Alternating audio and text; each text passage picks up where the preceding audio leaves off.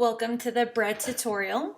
I will start by introducing the equipment. I will be making the bread dough in this KitchenAid mixer, and I'll be baking the bread dough in this double oven. The ingredients that we are going to use includes whole wheat flour, white flour, oil, dough enhancer, vital wheat gluten, salt, and honey. We'll start by pouring in 5 cups of warm water into the mixer. We will then add 2 heaping tablespoons of the dough enhancer. We'll then add a 1/3 cup of the vital wheat gluten.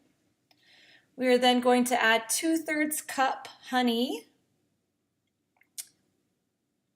2/3 cup oil. We're going to add a tablespoon of salt,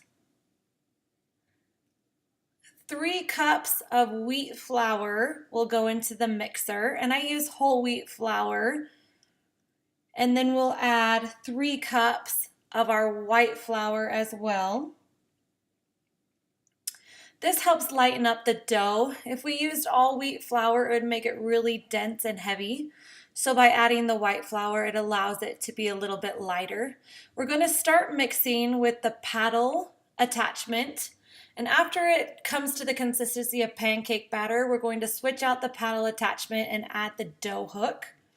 With the dough hook in place, we're going to add 3 tablespoons of yeast, and we're going to add 4 cups more of white flour. We're going to mix this dough until it starts pulling away from the sides. As you can see in the video, the dough is starting to pull away off of the edges of the bowl. At this point, we're going to spray our pans with some cooking spray. I then put some flour inside of the pans and move the pans around to spread the flour.